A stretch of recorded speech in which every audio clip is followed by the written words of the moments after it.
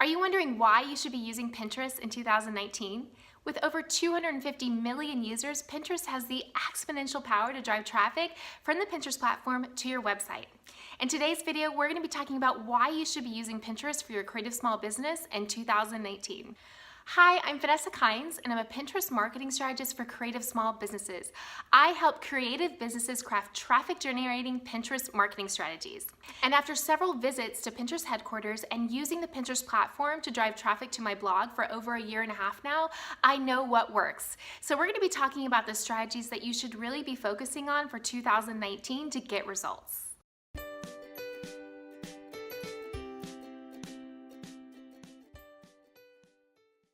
The first step we're going to talk about is being consistent on the platform. Every platform wants you to be a daily user. That is the best way to communicate to the platform that you're here to stay. The easiest way for you to do this on Pinterest is to use a Pinterest scheduler. Now, there are many out there, but I recommend using Tailwind, which is a Pinterest approved partner. Tailwind will allow you to create a queue of pins that can be scheduled to go out throughout the week. Pinterest has been really clear that they expect you to come on and be on the platform consistently. In fact, they've come out and said that they do not want people dropping on the platform once a week and pinning 70 pins at once. They would much rather you pin 10 pins a day over the course of 7 days. Now, I know you're busy and time is valuable, and so my recommendation is using a tool like Tailwind to help. The other thing I'm excited about is Tailwind has introduced a new tool called Smart Loop. Smart Loop allows you to automatically loop your top evergreen content and your seasonal content automatically on Pinterest. I love using Tailwind for my business, and I'm seeing great results in driving my traffic back on automation. My second recommendation is creating multiple pins for one landing page. Now, what do I mean by this? I mean literally creating at least 2, that's my minimum, 2 up to 5 different pins that you can use that will all redirect back to your website. They can vary different using different brand colors, or they can use different text or call to actions on the pins to attract your viewers.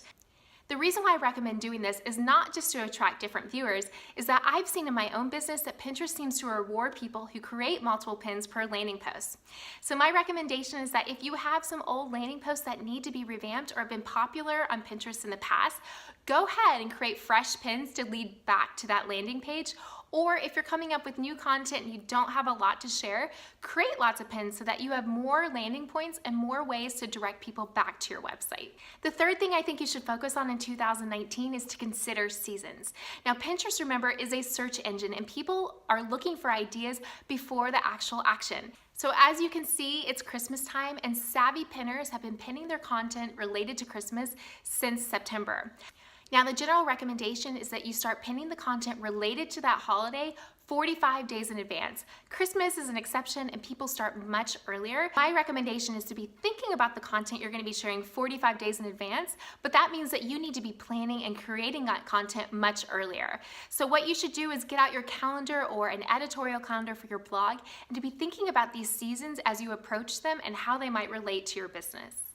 The next tip is to optimize your boards for search. I see this mistake all the time, and it's an easy way to increase the Pinterest SEO power on your profile. So a lot of times I'll see somebody who's creating a board for recipes, and they call the board Yummy. And the reason why that's not a great idea is people aren't searching yummy in the search engine. They're searching things like delicious recipes or delicious desserts. And so that's something that you need to keep in mind when you're naming your board. Make sure your board names are really keyword friendly. The second part to this is to make sure you add keywords into those boards. So when you create a board, you can click on the pencil icon and start typing in keywords. If you're creating a board for the first time, Pinterest will often suggest to you board descriptions that they think are related to what you're actually creating. So take note of those, because that shows that Pinterest knows what you're going to be creating content on. But my recommendation is to have at least 5 up to 10 different keywords that relate to that board. And the reason why it's important is when you pin a pin on Pinterest to a board, that is the first place the Pinterest search engine gets a context or get some context about what your pin is about. So if I take a Pinterest related pin, a Pinterest marketing pin, and pin it to a Pinterest board, I'm communicating in many different ways to the Pinterest search engine that this pin is about Pinterest marketing. And it's a really powerful way to give context to your content and to your pin. The next thing is to think about why followers matter in Pinterest. Now, you don't need to go and grow that number just for growing that number's sake, but followers do matter, sort of. And what I mean is that when you pin something on Pinterest, the first people to see your pin are your followers. The Pinterest search engine is looking to see, do these pins perform well with the people who already like this person's content? And if they do, they'll show that pin to up to 10 times more people beyond your following. So it is important that you do have followers that are ready to engage with your pins. And there are a couple ways that you can do this. One of my recommendations is mentioning on your other social platforms, maybe Instagram, maybe in your email marketing newsletter, that you're on Pinterest. Link to your profile that week. Link to the pin in the blog post that you wrote that week. There's a lot of different ways that you can cross-pollinate your marketing strategies from other platforms onto Pinterest. The other thing that I wanted to mention is just to make sure that your followers can recognize your content. When you use some kind of Pinterest template or similar branding, your fans can begin to see your content on Pinterest and they're much more likely to engage with it. My next recommendation is to encourage saving at your site. So I see this all the time. You'll write this beautiful blog post with lots of beautiful images, but there's no easy way for the user to save it to Pinterest. Now, my recommendation is, if you're using something like WordPress, is to make sure that you have a plugin that puts the save pin over the Pinterest image. The next tool that I recommend for creating Pinterest descriptions is WP Tasty Pins.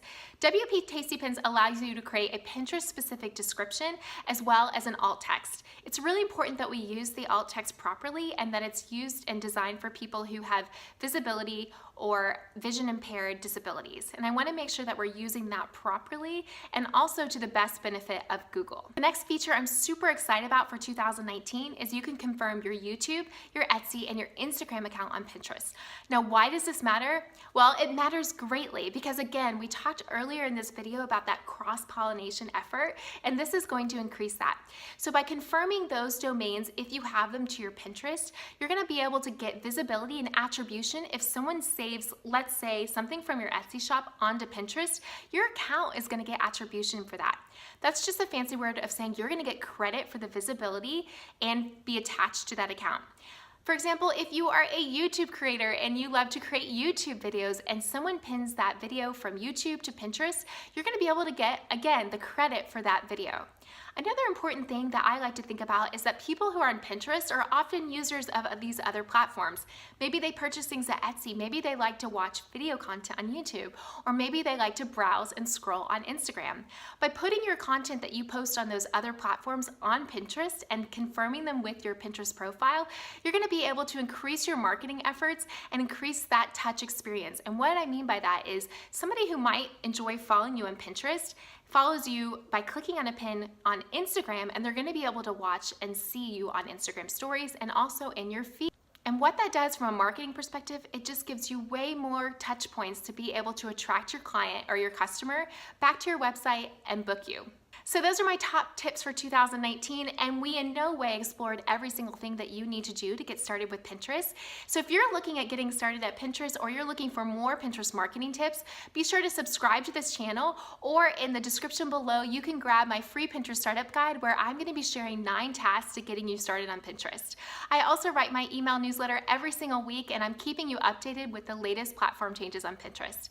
Thanks so much.